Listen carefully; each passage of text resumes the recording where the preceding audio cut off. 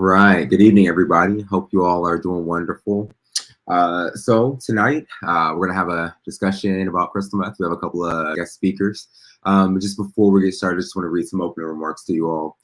So for many of us, Ballroom is our refuge. It's our saving grace. As a community, we have experienced substance abuse, neglect, homophobia, transphobia, gender identity discrimination, incarceration, mental illness, and unfortunately, unexplainable death. We witnessed individuals who cried out for help via social media and later took their lives. We've experienced the senseless killings of our trans sisters, some from Ballroom. Although we are traumatized and have become numb to some of these issues, Ballroom has remained resilient. Tonight, we'll be discussing crystal meth detox. We know that detoxification is a physiological removal of medicine, as well as other toxic substances from the body. However, are we familiar with meth detox and its implications? Tonight, we're hoping that this discussion will provide some really needed education, as well as awareness, as well as provide solutions and help and provide helpful resources. Without further ado, let's get our first panelist up here. So our first panelist is Kenyan Hutton, who's dedicated to close to 20 years. Hey, Kenya, how are you? Who's dedicated close to 20 years working in social justice, equity, and HIV prevention, and the facilitation of behavioral interventions among communities heavily impacted by HIV in New York City and Washington, D.C. He's been an advocate for HIV prevention on local and national levels while bringing awareness to LGBTQ youth adults and members of the House Ballroom community. While serving these communities, he's been presented several accolades, including the Dorian Corey Wisdom Award, the Michael J. Harrington Humanitarian Award from the Gay Men's Health Crisis House of Latex Project, and the Award of Excellence from the Washington, D.C. Ballroom Coalition, the D.C. Black Pride President's Award, among others. Kenya has devoted his life's work to the betterment of disenfranchised and marginalized communities and consistently works towards achieving health for their economic and social equity. He fully believes that achieving zero new HIV infections is not only possible, but in the future. Kenya, how are you doing this evening? I am great. It's always every time I hear that bio, I'm like, oh, it's so long. Great though. It's great though. I love it. I love it. Thank you for having me. All right. Thank you for joining us. And next we have Param. I'm not sure how to pronounce the last name, so I'm not going to say it. I'm going to wait till we bring them up here so I can not butcher their name. Good evening. How are you? I'm doing well. So it's Param Nimatola. There we go. Param Nimatola. Thank you for that. All right. So Param is a licensed advanced alcohol and drug counselor and holds a master's degree in marriage and family therapy. Param has over a decade of experience working in the field of mental health and addiction treatment services. Param has held numerous roles in his tenure and currently holds position as a chief operating officer at Buckeye Recovery Network, where he's responsible for driving the strategic vision for the organization. In his current role, Param develops strategic initiatives, creates and implements various programs, and leads a talented teams of multidisciplinary professionals.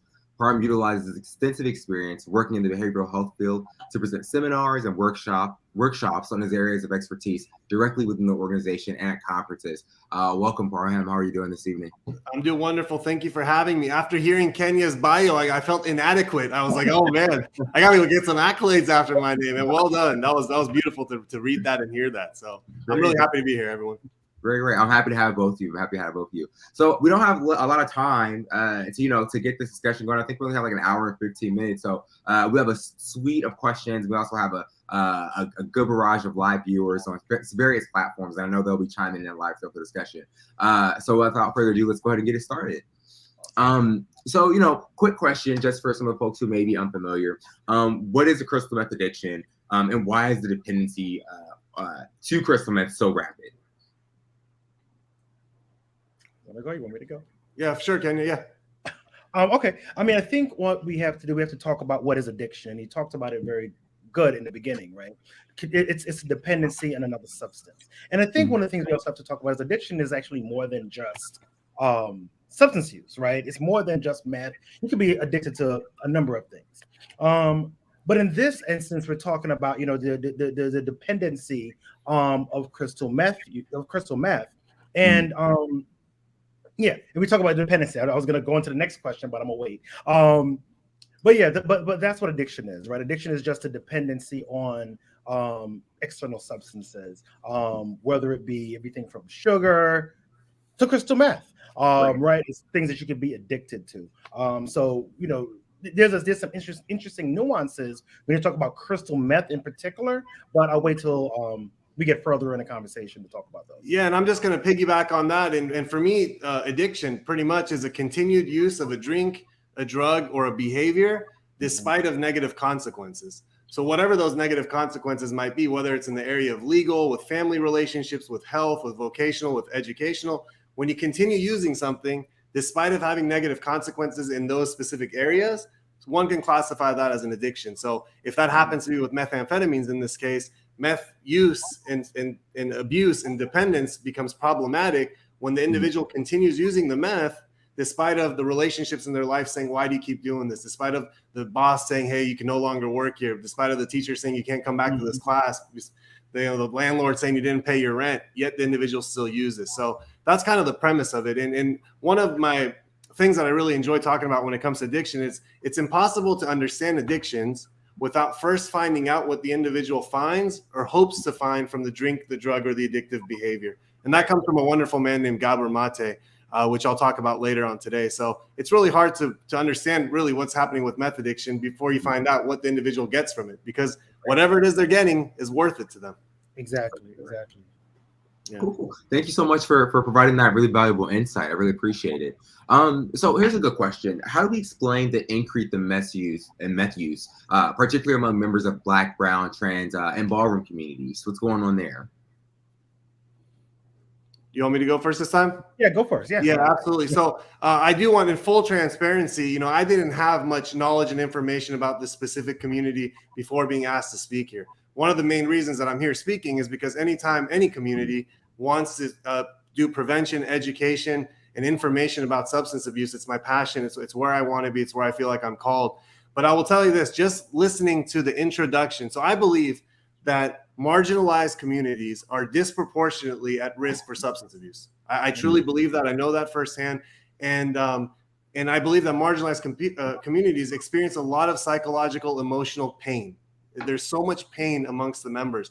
And when just reading the introduction, if it's okay, I'm just going to read that really quickly again, because it really, I last night I was moved when I read this, and I really mean that. When it said, as a community, we have experienced substance use, abuse, neglect, homophobia, transphobia, gender identity discrimination, incarceration, mental illness, and unfortunately, unexplainable death. We've witnessed individuals who have cried out for help via social media and later took their own lives. We have experienced the senseless killings of our trans sisters. That's so sad. Some from this ballroom. And it says, although we are traumatized, we become numb and pretty much desensitized to it, yet we still remain resilient. That is a prime community for individuals to use substances. I mean, the amount of pain that exists in that paragraph makes sense why somebody would seek out substance use. So the more pain they experience, the higher risk of substance use and abuse happens from my perspective. So in this specific community, that's why I think where it is. Yeah, absolutely. And I think, when we talk about Black and Brown, especially when we talk about ballroom, right? A lot of folks, especially in the beginning, but even now, so ballroom is an escape from the harsh realities of the world, right? You come into this space where you're going to be around your peers, you're celebrated, where when you walk outside that door, you don't get that, right?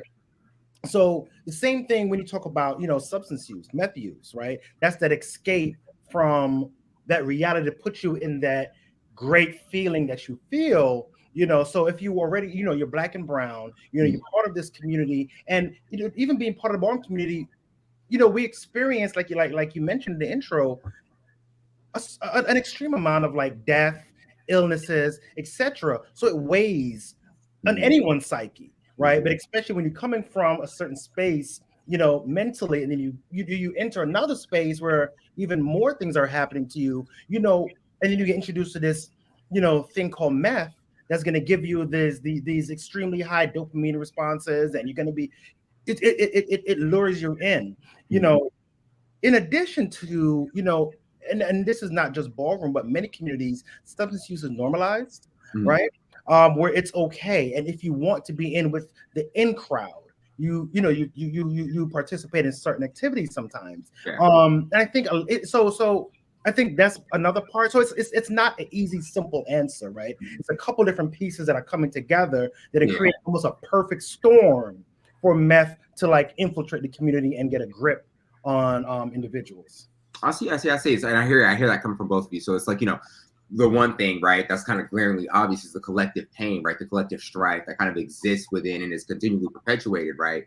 On the community, right, for a variety of different reasons, right? But then also when you kind of look at the particulars of the community, right, there may be certain reasons or certain things that might attract certain folks or certain individuals to maybe one drug over the other, right? And then we also know that crystal meth, it releases so much dopamine in the system, right? I think is what you just mentioned, Kenya. So interesting perspectives. Thank you for that. So we have another interesting question here. It's about detox. And so me personally, I'm not familiar with crystal meth detox, so this will be an excellent learning opportunity for me. But if you all could just talk to us really quickly about crystal meth detox. What does it consist of? How does it work? Right. And how might that how might that look for one community over another community? Right. Right. Well, I don't work. Well, I can't say I don't work because I actually do, but I'm not a therapist, right? I don't actually engage in this. So I know everything just from a community level, engaging folks. But in simple Google terms, detoxing is removal of a substance from a living, removal of toxic substances from a living organism, the human body, the person. So that, in a small one statement is detox. It's just removing the chemical from the body, removal of the chemical from the body. But I'll let the expert on this fill in the blanks.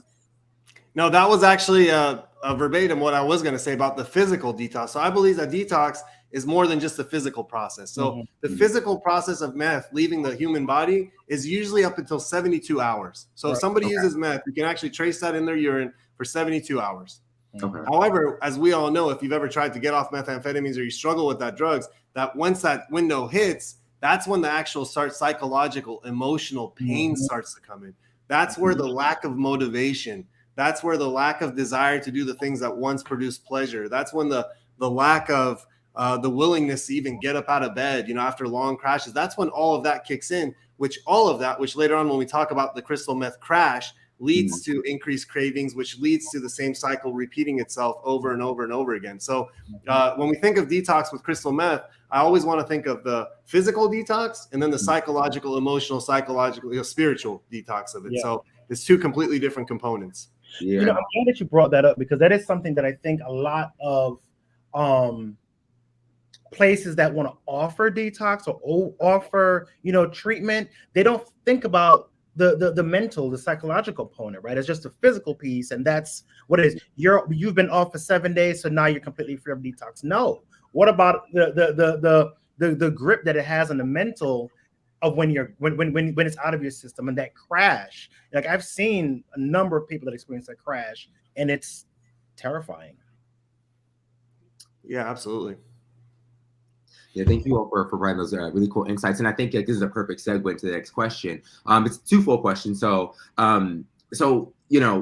what is I think you touched on it a little bit, but you touched on it, but what exactly is the timeline for detox? You talk about that first 72 hours, but then, what after that? After all the chemical has left the body, after all the methamphetamine is, synthesized by the body, then what, right? What happens after that? Yeah, so 72 hours aside, and then timelines, I'm always very cautious of giving exact timelines, and I'll tell you this why. Because there's a huge individual factor of a human being, right? How old are they? How long have they been using? What has been the frequency of use? How often do they use? What's been the amount of use, right? Are there any other substances that they're using with the meth, which sometimes there's also comorbid substances?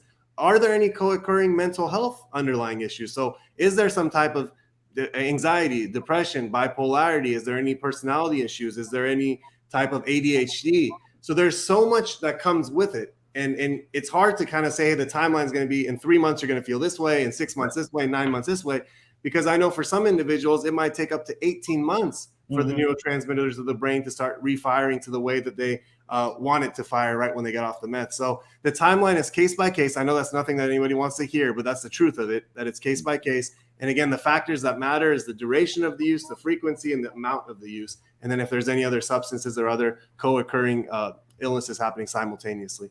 Yeah, I was going to say the same thing. Yeah, it can be up to a year, right, for people to completely come off, because you're right. It is a case by case basis. It depends on the individual themselves. The individual's like you said, like you listed everything, their use, co-usage. It depends on a lot of other factors. So it's really hard to give a timeline. And I'm going to also say this again, like another issue that I've seen is that in treatment, they try to use that cookie cutter approach with everybody. But from what I've seen, especially when it comes to crystal meth, there is no cookie cutter approach. Each person's experience and withdrawal is different. It's very, very, very interesting to learn. One of as a facilitator of like our crystal meth, like we have like a crystal meth one-on-one workshop. I think you two have probably heard of it, but a lot of community members have heard about it, and we've been kind of like shopping it around. One of the questions we always get is similar, like is there an antidote, or like how long exactly does the high last? If you suffer from addiction, how long does it take before things get back to quote unquote normal? And that's something that I've always kind of leaned to say, like, it really depends on the individual, right? And those factors you mentioned, right? How long they've been using, the frequency, right? Are there other things? And then those basic demographic characteristics, right? Like, are you predisposed to developing addictions or not, right? How much do you weigh? How old are you, right? So things like that. So yeah, cool. And there's one thing too, I just want to share, sometimes individuals say, how long is it going to take for me to feel normal or back to normal? I always stop them right there and I say, hey, do you remember a point in time in your life where you actually felt that way? Sometimes they don't even have a point of like a previous moment of functioning that they felt normal. Like their whole life they felt abnormal, and they're trying to reach for something that they may not know what it feels like to experience. So there's something there that's really important with establishing the baseline that we're actually looking to achieve, because if you don't know what it is, you're not going to get there. Yeah, that's really interesting. What does normal look like? What do you mean by normal, right? Like what is that? And that goes for a lot of things, but that's people that I encounter. Those are the conversations that have very similar. Like, what are you trying to get back to? Like, what is that normal that you're trying to reach to? Because you're right. Some folks, they don't even know what it's like. They don't remember what life is like before meth. Sure. And then even when you go into like, the other side of it, it's like, was that normal, right? What was life like? What was going on that got you there that may not have been normal? Normal, right? yeah. I have issues with that word normal. Like, what does that mean?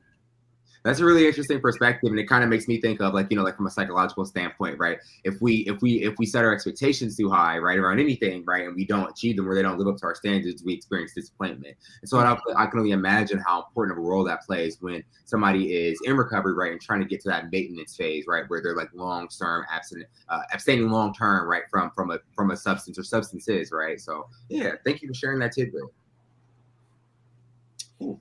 All right, so next question. Let's talk about the crash. So can you all tell me what the crash is, and then why is the crash or that type of the withdrawal from crystal meth, why is it so distinct from other crashes from other drugs or other forms of withdrawal, let's say like maybe from like alcohol or tobacco? Yeah, I'll let you go ahead and answer that one first. Appreciate it. So the crash is something that it's really hard to explain unless you've been there, but as earlier both gentlemen were talking about, when we're talking about the neurotransmitter of dopamine, that's really what we're talking about. Methamphetamines produces significant amounts of dopamine. I mean, we're talking about 3 to 4 times more than cocaine. Mm-hmm. Dopamine is primarily responsible for movement, reward, and pleasure, right? I mean, think about those things. Movement, like getting up and doing stuff, experiencing pleasure in life, and also experiencing reward, like the payoff of something you're doing. It's like all of the good feelings all at once. And when we're using methamphetamines, our dopamine receptors are getting flooded in the brain. It's getting completely overwhelmed. That's why we feel so good when we're on the substance. And when that happens, when external kind of substances are producing dopamine, the internal cycle shuts off.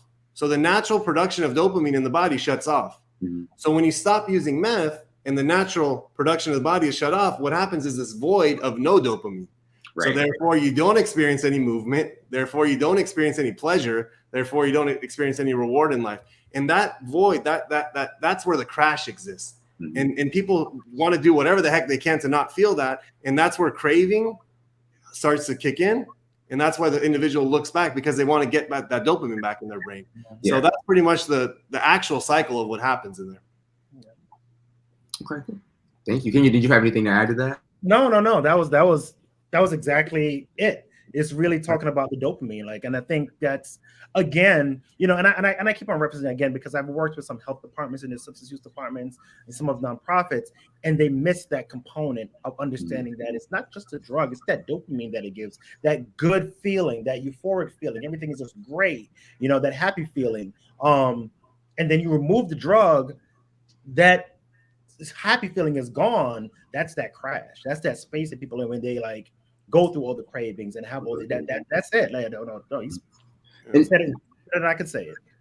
So this is an interesting question, kind of feeding off of that. This really isn't on it, but I'm really interested to know, like, for folks, right, when they have a crash, right, like, then what? Like, what do we do? How do we treat that? Like, what happens, right? How do folks kind of like pick themselves up out of the crash? Is it just kind of something they have to just kind of wait out? Do folks kind of maybe like come up with their own like homemade remedies for kind of dealing with these things? I've heard both. From some of the community, I heard both. I heard some people just ride it out until they just come around, but then I also heard some people they do some home remedies. And it varies by the person, like what they can do to make themselves feel better. It really, really, really depends on the individual. Like a lot, I think we have to make sure we frame this conversation around everything around this is very individualistic. It's very for that person. Everything is different from each person. So it's really hard to say, oh, this is what you can do and you can feel better, because he might do it and won't feel better, and then on a spiral, right?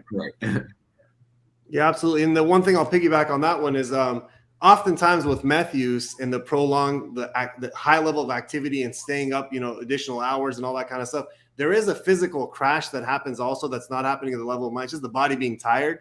I think one of the most important things in that stage is actually just getting some rest. Right. You know, not overcompensating, actually getting some true R&R, you know, the oldest prescription ever written by a good doctor is rest and relaxation.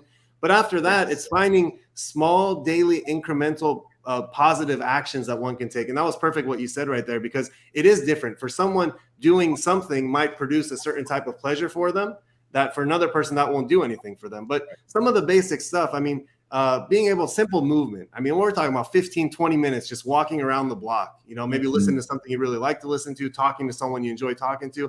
And I know that's the last thing the individual wants to do on the crash, but always remember, when you move the body, the mind will follow, right? And when you move the body, you can actually start producing internal dopamine. Now, is it going to feel like the way it feels when you use methamphetamines? Absolutely not. But will it make you feel a little bit better than you did in the middle of your crash? Absolutely.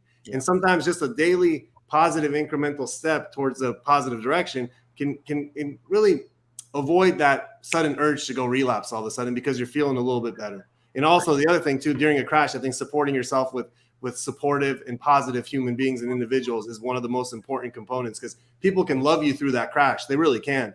But if you're with the wrong people that say, hey, just, you know, have this instead, don't worry about it, I got you, you know, all that kind of stuff, the negative influences, they can continue enabling that crash cycle over and over and over again, which I'm sure a lot of people have experienced. Yeah, I see something here I wanted to bring up is like some users will use daily as a maintenance to avoid experiencing the crash, right? That happens. And a lot of times when I come across individuals that use crystal meth, like they'll be up for like a crazy amount of hours. They'll be up and active, and in the minute that thing starts to, like, you know, as Dr. Foster used to say, like, washes away all the receptors, like that's when they sleep for like 24 hours. It's like a non-stop sleep, and your body's just like, boom, it's done, because all that dopamine is gone, or at least wearing away. Interesting. Thank you for sharing that. So just kind of like taking this conversation a step further, we know that crystal meth use is often associated with sex, right? Some people, like, you know, like the whole term party and play, some folks frequently engage in that. So does that at all, or how does that impact the detox process, if at all? Well, you know, it's and I see it came up here, chemsex. Chemsex is a term, like I've been using it for some time now. With that heightened dopamine, that heightened sensation, heightened feeling where like just touching your skin feels good, and then combine that with sex, which also gives you high dopamine levels. You know, it's a great feeling. But then, you know, when you try to remove it, and this is a conversation I've had with some other doctors before, like, how do you enjoy sex after you've been experiencing sex on meth, right?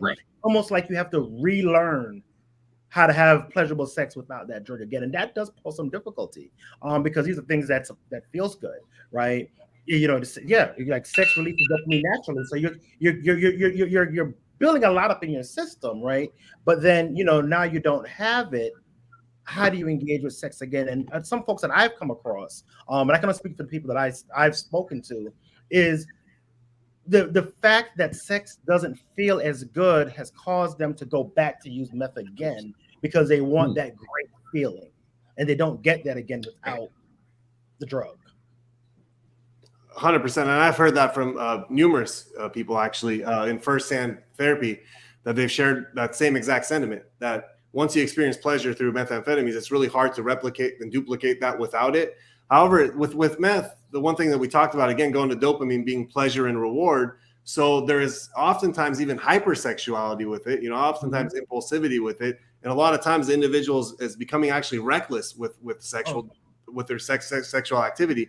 So when you discontinue in the detox phase, just everyone has to know this, that there is a sudden and drastic decrease in sex drive. And that's purely, I mean, just based on the dopamine alone.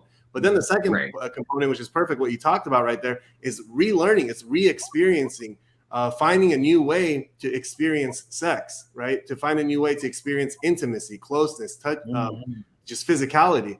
And the most important part here is if that individual is if that individual has a partner, or they're in relationships, or they have individuals in their life that need to be a part of this process, the communication becomes very, very important at this stage. Because one partner has to understand that there is a sudden drastic change in the sexual activity of this relationship that's about to happen.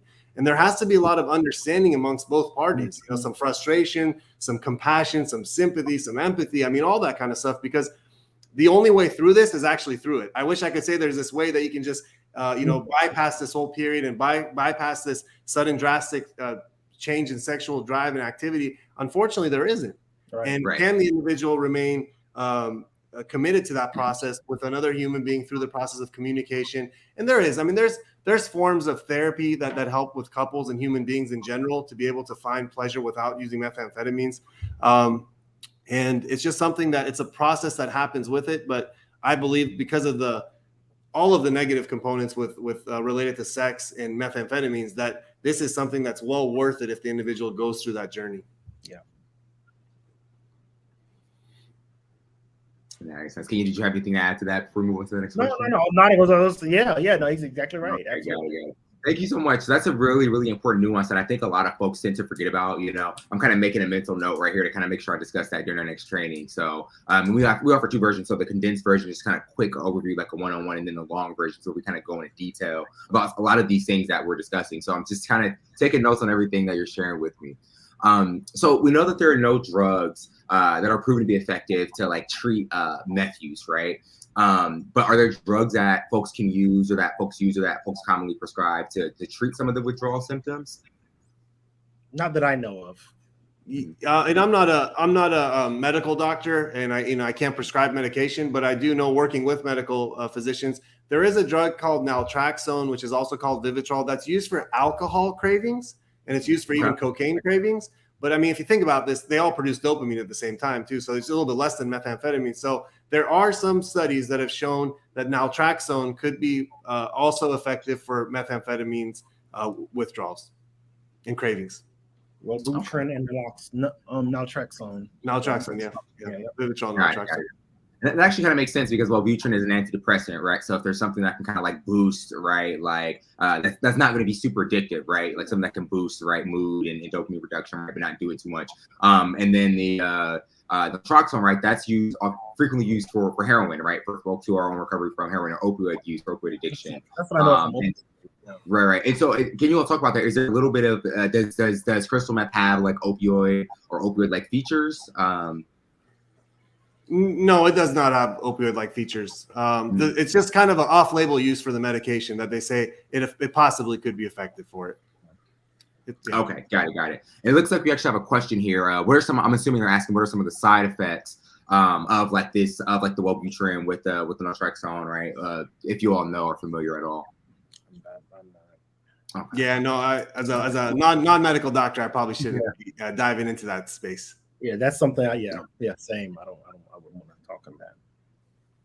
All right, cool. So, do we know if there are any like evidence-based interventions for stimulant use? There are a few that I have come across. But there's only one. Oh my gosh, it's the name of it is escaping me right now. There was one. It was based out of California. It was a community level intervention that focused on crystal meth specifically. Matrix model, maybe. Which one wasn't it? Matrix model.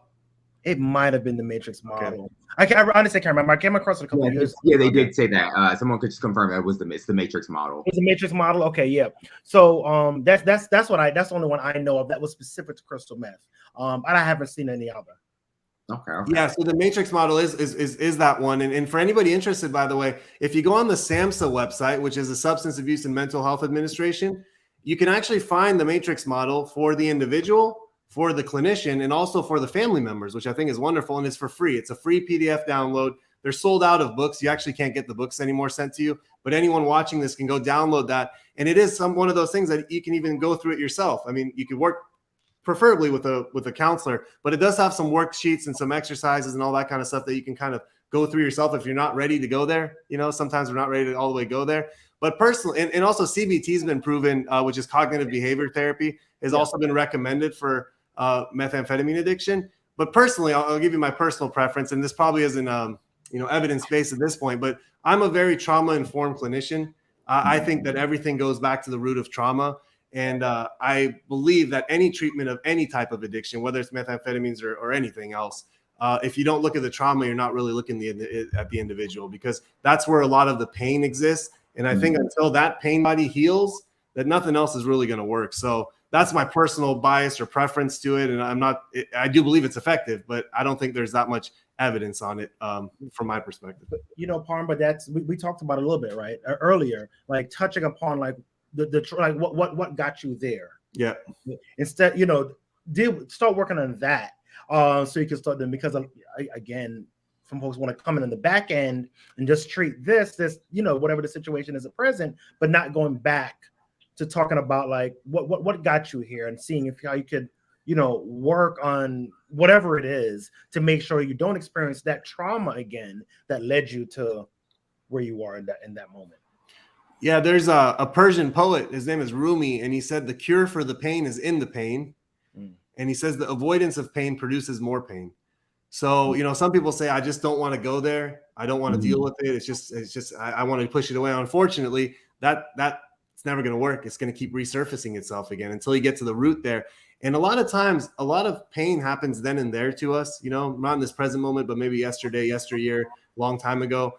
And at the time when we were going through it, it was really overwhelming and difficult to experience it. But sometimes now, years removed, we're able to go back to that same experience in the space with a professional, usually someone that's compassionate, understanding, can help us walk through that process. And we can go through situations that at one point we never thought we can go through again, and actually heal through them. We can work through them, heal from them. Some of the strongest human beings I've ever met in the world have experienced the most difficult and challenging life experiences. Honestly, some of the most powerful human beings I've ever met. And that's where it's at. Now, hopefully an evidence-based model can take you there and you can do it there. But if not, just trauma-informed care, that's the name of it.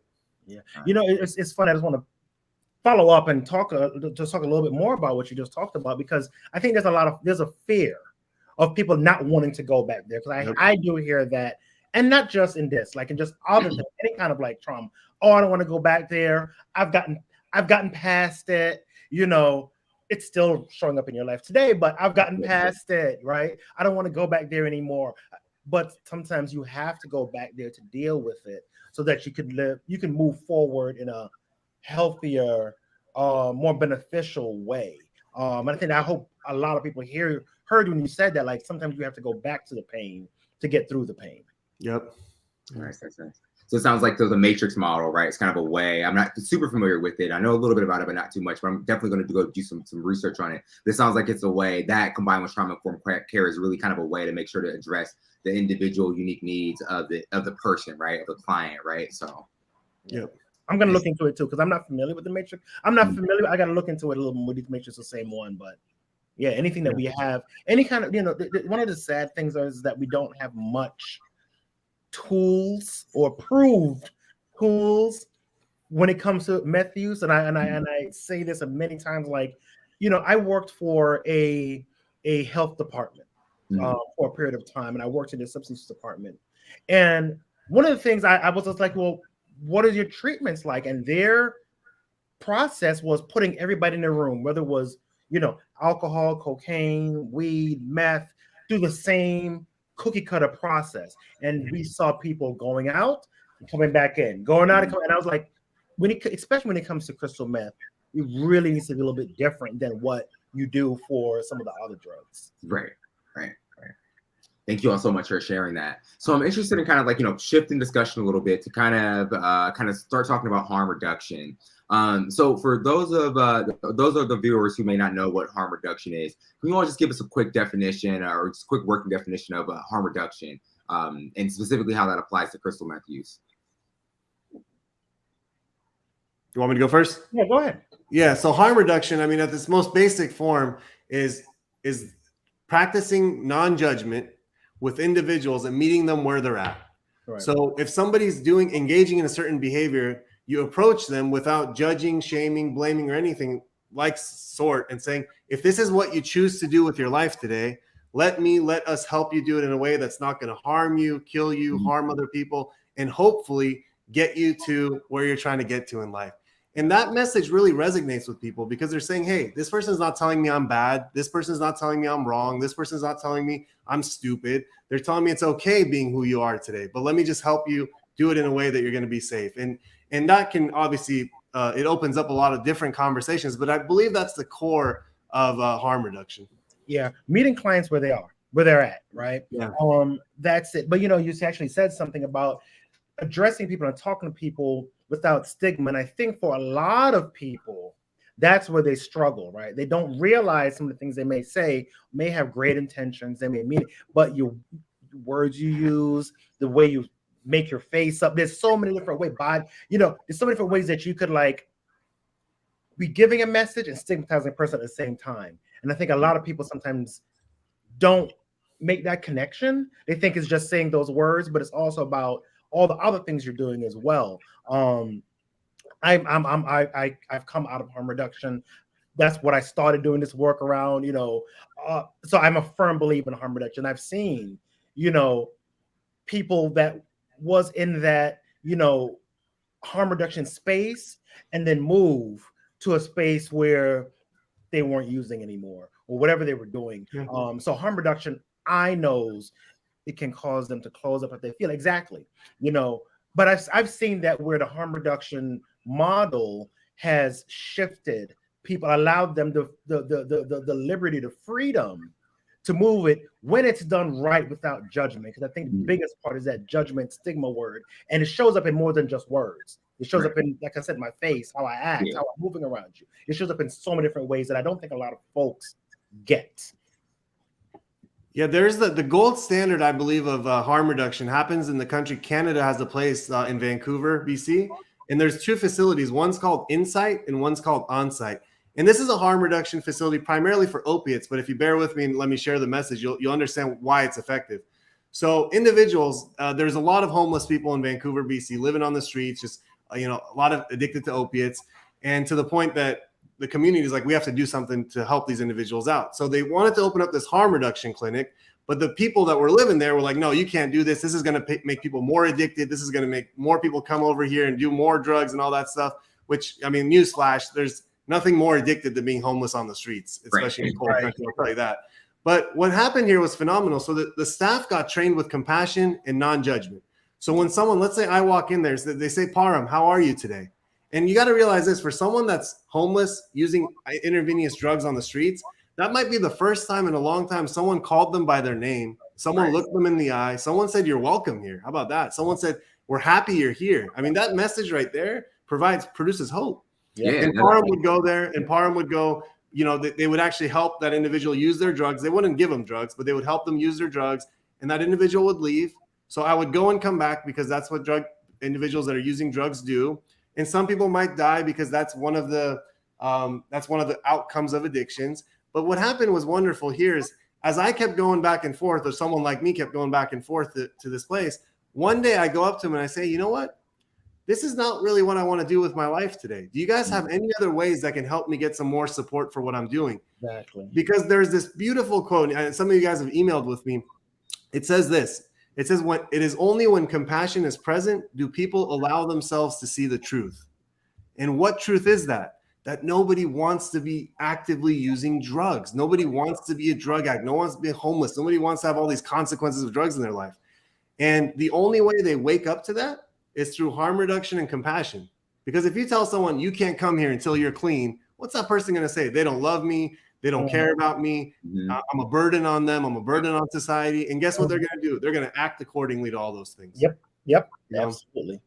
And they'll go right back there into the street and be using it again. So it sounds like these are these two principles, right? Like the trauma-informed care, things like the matrix model, the harm reduction, right? Like you kind of use these kind of all together, right? To kind of piecemeal an approach that's tailored to an individual and what they may be carrying at any given moment in time, right?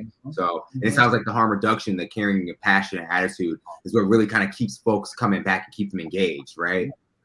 Yeah. I mean, the punitive models never worked. I mean, the first kid, it never worked for the first kid that was sent into the principal's office, and it's not going to work for the next kid that's going to get sent into the principal's office, you know? And it's, and you take that onto our judicial system and, you know, all that kind of criminal. I don't even want to talk about that, but it doesn't work. It just doesn't work. I mean, flat out. Yeah, I'm so glad you mentioned this. I mean, I actually I'm a licensed master social worker by training, and my focus, my concentration in my master's degree was actually substance abuse counseling. And so, you know, first day of our our substance abuse, like our sequence, like the 4 courses that we take for the specialization, the course instructor was actually doing some really incredible work with the UN, like on global like drug policy. She's like, you know, what if I told you all that all drug laws are racist and xenophobic, right? And we looked at her like she was completely insane. But, you know, over the course of the next, year or so, she, very eloquently and very beautifully, proved her case, right? And I definitely left that class a changed man. So have you all heard of the Portugal model? I have. I have not. Have you not heard of it? Parham, do you want to take a, it's a quick minute or two to kind of walk us through Portugal? Portugal in the the 90s, 2000s, they were experiencing the highest rate of intravenous drug use primarily with heroin, and they were treating the individuals the same way we do in the Western world. So they were criminalizing them, putting them in jail, and saying, okay, you're going to be fixed when you come out, when we all know that doesn't work. Right. And eventually the politicians started to say, we have to do something different. The people were saying, we have to do something different. So what they did was phenomenal. First, they decriminalized a lot of drugs, all drugs. But here's the most powerful part. So when someone got arrested for substance use and they went to jail, when they came out, the government said, you know what? We're going to go and help this person reintegrate into society. If somebody hires this individual, we will pay half of their wages. The government's, so what they did, instead of making a bunch of barriers for entry like we do over here with probation and all that kind of stuff, they made it easier for the person struggling with addictions to get reconnected to society. Because in that same model that you're talking about, the gentleman talks about the opposite of addiction is connection, right? The opposite of addiction is connection. And that's what we got to do. That's the whole point of all these conversations we're doing right now in this moment, is we're connecting people to themselves, to the message of love, and connecting them to realizing that they can do this, when in a lot of other models say, hey, you're disconnected, go figure it out. Whenever you're good and ready, come talk to. In Portugal, by the way, they went down 50%, 50% in intravenous drug use of heroin in that country as a result of that one simple strategy. Yeah, I was gonna just say, politics. Because the politicians. That's why we're in the problem we have now, because of politics. Politics. That's a different conversation. Yeah, maybe one day. I'm gonna keep the faith alive during our lifetime. It's something that we'll see. We're gonna speak it into existence. We got a lot of work to do to get there, but I think we can, especially with the expertise and the amazing work and gravitas of you two, folks like you two. So just moving forward with some of the questions. Earlier we talked about this rapid increase in crystal meth use, particularly among members of the Ballroom community, as well as Black and brown, trans and queer folks largely. Would you say that Detox looks different for these populations who may respond different to meth use and may have not had access to the same resources as their white counterparts? I would venture to say it is a little bit different, because as we talked about it a little bit earlier, is that especially when we talk about this community, right, the Ballroom community, The Black and brown community, there's certain nuances that are very different from other communities. So and unless we approach it in a way with understanding of some of these nuances, you're pretty much just like blowing air in the wind, right? Mm-hmm. So I think it does look different for these communities. And unfortunately, there's not, in my experience, there hasn't been a lot of resources put into getting things specifically for this community. Yeah. And I like I said, I travel the country, I do a lot of talks and stuff like this, and I be with a lot of health departments. And I've had a number of health departments that turn around and tell me, "Oh, Black queer people don't use chemical substances," and I'm like, that's definitely not true. where are you looking? Right? Where are you looking? Because I can tell you 5 right now, probably in your neighborhood, right? But how whatever process they're going about trying to identify these people, it's saying that this community doesn't do it. So there's a lack of an urgency to create resources for this community. But again, they're not listening to, they're not listening to the community that's telling you it's happening. They're listening to whatever kind of mechanisms they have in place, which is, I think, why we have such a gap in relevant resources for communities that we know are struggling. Yeah, and absolutely. I mean, like I said earlier in the talk, I just wanted to be transparent with it, that I don't have too much familiarity with like the details of your community, but I do know this as a marginalized community, which I definitely can understand that is I do believe that it's different, the detox process. So the physical detox process is not different. 72 hours is 72 hours is 72 hours. That doesn't matter where you are, where you're from, socioeconomic status, background, none of that matters. Right. But the secondary detox, the psychological, emotional, and I call it the spiritual detox, that is completely different, because there's one other component here when you're talking about marginalized communities. We're also talking about multi-generational trauma, right? Multi-generational trauma transcends the individual, because now we're looking at families, now we're looking at communities, now we're looking at a cultural system as a whole. And it's harder to go through the detox process of any drug when you're a member of those communities. And that's why, again, these talks are so important, because these are things that people don't think about consciously. These are things that human beings just don't believe that they're part of a multi-generational trauma that may impact their ability to successfully get off of substances versus their counterparts, And the second thing right there with them saying that, hey, people don't use substances in X, Y, and Z communities, the only reason is because they're not listening to the people, like you said. They're looking at data, right? Yep. And all you see when looking at data is a disproportional number of white Caucasians, higher socioeconomic status, insurance, private pay insurance, all that kind of stuff that are seeking treatment. So therefore, you're looking at the data of all the people that are going to treatment, and you're saying, oh, it doesn't look like minorities are using drugs. Yep. That's not the case. It just means that they're not receiving services for the substances they're using. Exactly. I can only imagine if we were to look at ED records, right? What we would see, bias aside, right? Racial and gender bias aside, but I can only imagine what we would see, right? If we kind of looked at those things, right? Particularly among substance users, and then we kind of started to break things down by gender, race, socioeconomic status and stuff. I bet things would probably be quite telling, right? And what we would see is that, these people are definitely using drugs, right? It's just that their experience, right? And how they access resources, if they access them at all, right, is a little bit different, right? Well, where it shows up, unfortunately, is the criminal justice system. They don't want to talk about that part. That's where the numbers, all of a sudden, you're like, okay, now we see what the scale of the problem is we're talking about. But when they're talking about treatment, they're not looking at that system. They're looking at the healthcare system. Right. Which sounds like we're looking in the wrong place for these people. Absolutely. Yeah. Okay, cool. So do you guys have any ideas or approaches that will be useful for increasing the awareness of crystal meth use, particularly for the Ballroom community and for the larger Black queer community? I would say, if we can, this is a heavy question, because it's if we can figure out a way to break through the stigma and judgment of substance use, we'll be able to get some of the leaders and stakeholders and leaders. Let me just stop there. Leaders of the community to come out and talk about publicly, yes, I was, I used, and now I'm here, and this helped me. It'll give people a sense of hope. Yes. Right? A sense of hope to know that, oh, I know you. We used to kiki together, and you got off of it. I can get off of it too. Right? Sometimes that's all it needs. They just need to know someone that looks like them, talks like them, has walked the same life as them, has done it. Right?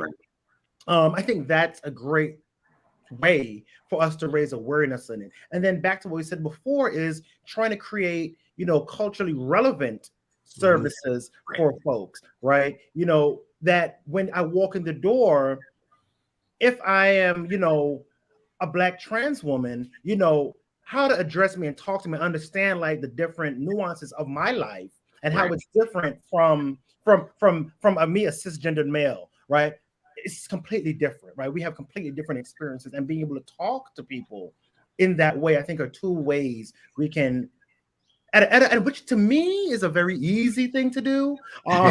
To really get like an awareness about what's going on. I think education is key. And a lot of times, and I know people right now that use, but don't even know what they're using, right? Don't even know how it's affecting their body. So I think, Right. Talk like this and like the Crystal Meth 101, help educate people. They're like, oh, I didn't know that this was in it. I didn't know this is what happens. It's all about starting that thinking. Just planting the little seed into someone sometimes can help grow that, grow them to a space that they might want to change or make some changes in their life. And I'll stop there.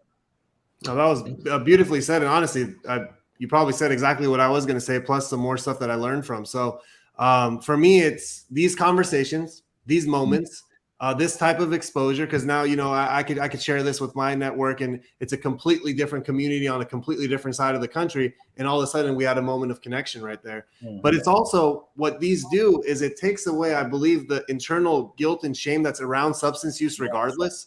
Like individuals that use substances, there is a shame that happens inside them, whether they're connected to it or not, because your whole life you've been told that this is bad. Yes. So now if you're doing something that you were told is bad, then guess what? You're going to think that you are bad. Mm-hmm. And there is a stigma in that. And there's a stigma that's not just the individual, but society as a whole. We can get a whole different conversation.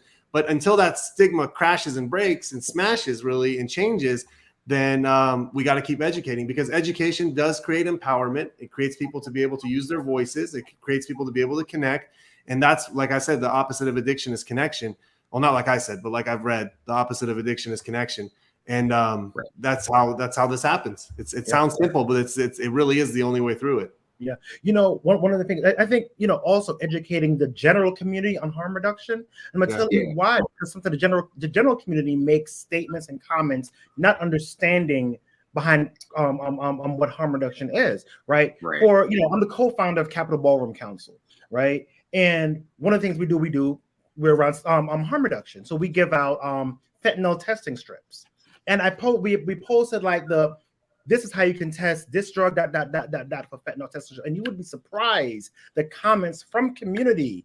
Oh, this is what we're doing now. They tried to shut it down, but we wasn't doing anything illegal. We was really sharing information about like doing it. And it started a conversation in the comments about like, which was great to me, because it became an educational moment for people that had a certain feeling about it, to understand why we're providing tools for people to test for fentanyl, right? Because that's something that we're encouraging people that if you're going to use, hey, I just want you to test right. At least you know what's in your drugs. At least you know what's in your drugs.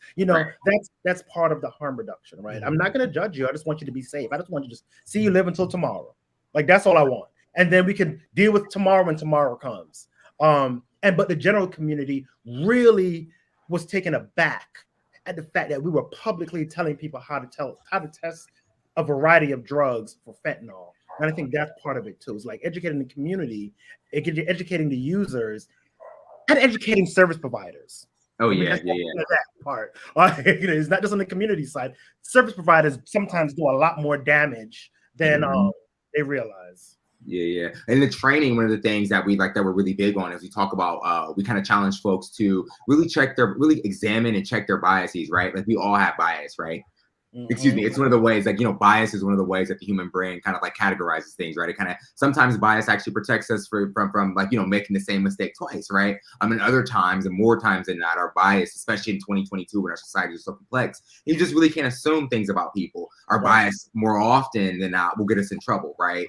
Mm-hmm. Prime example, service providers kind of saying problematic things to folks who are seeking services. So it sounds like we're up against a lot, but it sounds like we do have the tools that we need to really kind of see a critical change, Absolutely. And I think especially when I'm from the big city. I'm from New York, right? But I also have to think about, the folks that are in some of these rural towns. Mm-hmm. When there's only that one clinic, that one space they could go to, and you walk in there and Aunt Pam is sitting there, be like, "Oh, you used to be such a good kid."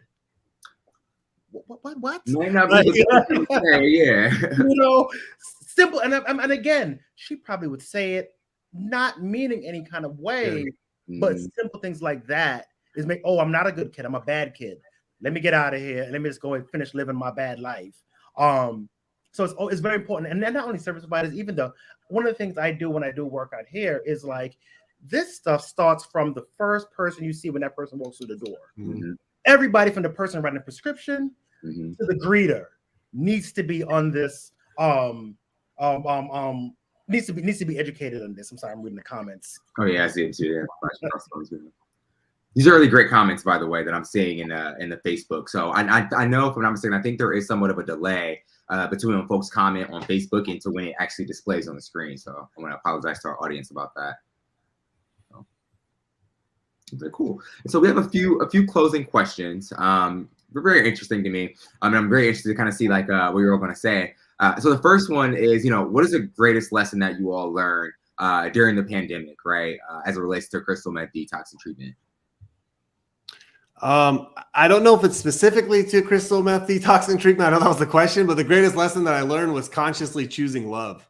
I mean, I don't think there was a time frame in my life that I'd ever been tested so many times in different events that happened in our country during that specific that time that just kind of made me want to choose not love, choose the opposite side of it. And I felt like at times I wanted to, and I felt like I was almost at the, almost there to do it. But then I just remembered love's going to win, right? Loving human beings, compassion is always going to win. It always has, it always will.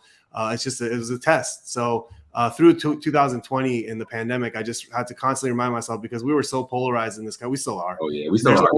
Yeah, we still are. Yeah, I'm not saying it's gone We away. just had a convoy here in DC. We still are. I'll tell you this. And I mean, out here in Orange County, I mean, we got Huntington Beach, San Clemente, and we got towns over here that are just like completely opposite of my ideology and belief. But I choose love today, and I'm going to continue doing that. And I believe that it's the only way through this, because one of the greatest quotes that I learned during the pandemic was, adversity doesn't build character, adversity reveals character. Yes. And I think it revealed a lot that year, Thank you so much for sharing. It's a very, very powerful, very, very powerful quote. How about you, Kenya? I think for me, lesson during COVID. Greatest lesson I learned during COVID is actually including about crystal meth and not. Is resiliency. Yeah. The community, the ballroom, and I'm gonna focus specifically on the ballroom community. The ballroom community has once again gone through yet another pandemic, right? We've gone through HIV, we've gone through crack, we've gone through HIV, we've gone through, there was a TB big instance in Ballroom. We've gone through, COVID, and we're gonna get through crystal meth. Because this is what we do. We are a set of people that have survived adversity time and time again. And when adversity have crushed certain people, the ballroom community has always remained a mainstay, a main component. So I think it was just a reminder. I can't even say it was a reminder of how resilient the ballroom community is. Look, when the country shut down, we went online and started throwing balls. Yeah, it was quick. Like the next day, there were virtual balls. I was like, wow. We're such a smart, resilient, innovative, strong community. And just like sitting back and just looking at trajectory of all the things that this community has happened to the community, has been stolen from the community, and we're still here, right? We're still here, we're still doing the thing, we're still influencing the world, and still being present, still taking care of ourselves the way we know how. Right? Not the way someone else is. We know how to take care of each other. We know what's going on. So that's something that I learned or relearned again during the pandemic. Nice. Thank you so much for that, Kenya. All right. So moving forward, what advice would you give to a family, friend, a loved one, associate, colleague, coworker, you name it, who is struggling with crystal meth use? The first and foremost thing I'd say is self-care. I know that sounds counterintuitive to what's happening. You mean my loved one is struggling over there and you're telling me to take care of myself? Absolutely. Yeah. Because I believe that the process of addictions is traumatizing, not just for the individual going through it and whatever their journey was to get there, but for the ones watching that. I mean, there's something called vicarious trauma, which just means secondhand trauma. Mhm. So, when you sit next to someone that's smoking cigarettes, you can get secondhand smoke. If you're watching someone go through, meth addiction, you can get some secondhand trauma based on that experience. So taking care of self. And I know that's the first thing we neglect, but I double down on that, triple down on that. Do something every day for your mind, something for your body, something for your spirit. Make sure that you're taking time to unplug and reconnect. But then it's to get educated, right? It's and I know there are some communities that I believe that some are good and some are bad. So I'm not going to just recommend people to go there. But for example, the Naranon communities are free community-based resources that are available. They're 12-step groups for family members that you can go there. And the reason those are powerful is because there is the possibility that you're going to sit in a room with human beings that are also experiencing or have experienced the same situation you're going through. Because when we're going through addiction of a loved one, it is very scary. It is very overwhelming. There is a sense of this is only happening to me and this can't be happening to anyone else. Right. And any type of a support group, it doesn't have to be that group, but any type of a support group allows us to realize we're not the only one, get empowered through the sense of identification, maybe get a couple phone numbers and call some people that aren't, family members and stuff that are going to say something that'll piss you off on the phone, right, and get that kind of encouragement going. So it's take care of yourself and get some help. Yeah. Take care of yourself and get some help. Yeah. I echo that. Take care of yourself. Education is key. Yeah. And also understanding there's more than one road to treatment. There's more than one way to recovery. Right. I was about to say AAA. NA works great for some people. Yeah. Some people it does not. Some people. So there's many different ways. So just support the family member or friend. Greet them or engage with them through a harm reduction lens. And I'm gonna steal your word, Parm, is love, right? Mm-hmm. Love on them. Let them know that they're valued, let them know that you care, and be there for them when they're ready to make that step. Be there to help support them. Excellent. Thank you both so much. And then the last question is, what do you say to a person who's thinking about using crystal meth, right? Thinking about using it or wants to stop? Thinking about using it. They never used it before, but they're considering using it. What do you hope to find from the substance? What do you hope to get out of this? Because everybody knows from the time you're this little human, that meth has a very negative connotation to it, right? Right. So are you looking for connection? Are you looking to feel high? Are you looking to feel good? Are you feeling to feel connected? Because whatever their reasoning is for it, that tells you what they don't have in life. That tells you what they're missing in life, what they're looking to obtain, what they're looking to achieve. So then you can find another way of helping them, offering up some suggestions or some different roads for them to be able to achieve that connection or to feel good or to feel whatever it is or to feel a different elevation, And oftentimes, by the way, people that are seeking out meth, I will say this, we didn't talk about it earlier. One of the highest comorbid co-occurring disorders that happens, ADHD is there's a high prevalence with ADHD with methamphetamines use. And this oftentimes happens at a much, much, much younger age before there was any type of meth use, when they were in the classroom, in school somewhere, and they just were unable to pay attention and focus. And some teacher says, hey, you might have this and this medication might be good for you. And that's their first introduction to some type of an amphetamine drug. This happens far too common. Whether it's the Ritalin or the Adderalls or the Concerta, that whole world. And I will say this, that if anybody identifies with that, with having the ADHD at a young age, ADHD is a developmental process that happens. And what I mean by that is this, is if you came up in an environment in your home that there was chaos, if there was yelling, screaming, shouting, just this kind of a dysfunction, what a child does to cope with that, they check out. So they just they don't pay attention. They just check out and tune out, right? That's like how they cope with the dysfunction. Now, if you're checking out at a time that your brain is developing, because the brain develops in a moment by moment interaction with the environment. So if the environment doesn't change, and every time I deal with dysfunction, I check out. So when I'm sitting in class and I have to pay attention, guess what? I can't check in. Right. My brain doesn't know how to pay attention. So they give you the stimulant medication. So that's another thing is are they using the meth or wanting to use the meth because they have some type of attention deficit disorder? Are they experiencing some severe depression? That's a lot of people use meth because of depression. Yeah. Are they experiencing any type of other thing there? So kind of just taking a deeper dive and just not saying, okay, well, we'll try it and see what happens, giving them a little bit more support to have them be able to verbalize what it is that they're looking to get from the use of that substance. Yeah. It's funny you mentioned that because like I know truck drivers that sometimes use meth because they drive long hours, right? Same thing, like you said, like I know folks that have used meth because they say it helps them focus and get a lot more done, right? So again, why are you using the meth? Why do you want to? Why? Mm-hmm.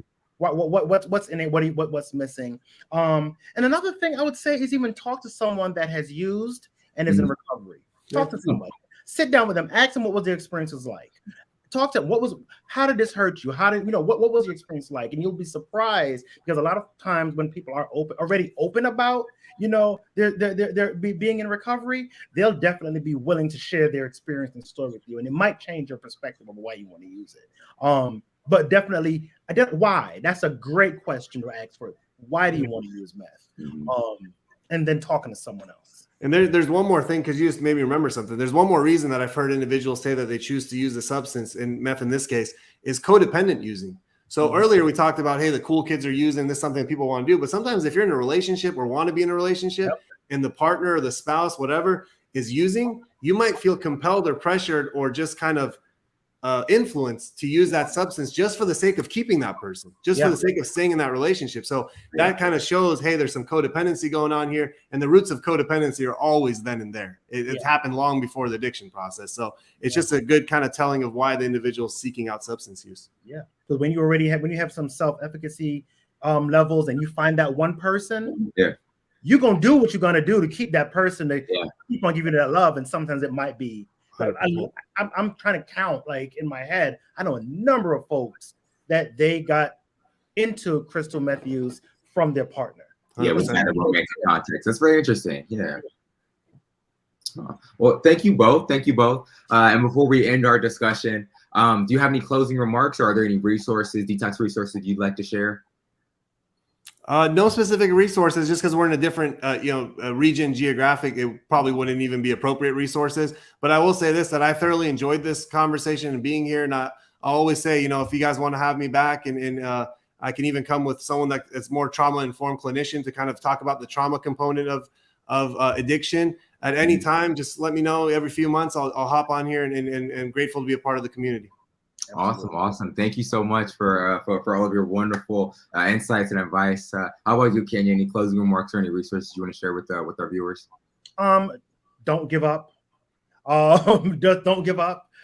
There's always light at the end of the tunnel. Just don't give up. Whatever it is you're going through, don't give up. Right. As far as like resources, I mean, reaching out to things like Ballroom We Care, Capital Ballroom Council, and this is for the ballroom community specifically, right? You have XL Cares, you have CDG Pro. We have all these resources that they may not be in your specific like region, but they can possibly connect you to someone to get you those services. Capital Ballroom Council, Ballroom We Care, CDG Pro. We have the expertise out here in the community, which is why I'm happy that I'm going to do a plug about Ballroom Saves the Cells, where a couple of the ballroom like entities have bonded together to, address overdoses and opioid uses and meth use within the community by making sure that we have these tools, the Narcan kits, the fentanyl testing strips, and so forth and so on at the balls. So if someone can pick it up, take it, do whatever they have to do with it at home, or give it to someone that but reach out to somebody. Because the resources are, it's a little hard to find them sometimes, but reach out to somebody. Just keep your eyes open and ears open if you need support, need treatment. I mail fentanyl testing kits all over the country, so if anyone wants them, feel free to reach out to me, and I'll put some in an envelope and get it out to you tomorrow. Awesome. Thank you so much. It looks like somebody in the comments just shared there's a resource over in Jersey. It's NJCRI, if I'm not mistaken. Yeah, NJCRI, which is an organization based in New Jersey. This looks like they provide services for folks who may be struggling with crystal meth and other substances. Okay, so thank you all again for your wonderful contributions to tonight's discussion. I wish we actually had a little bit more time to kind of ask some more specifics. But Never enough time. You're right. There's never enough time, but I think that's more reason for us to do a part 2. Hopefully, like in the coming month or so, and then part maybe we can get like a clinician to jump on board with you as well to kind of talk about those specifics, right? That we might have more questions about. So, awesome. Thanks so much, and you all have a great evening. Absolutely. You too. Take care, everyone. Thank you.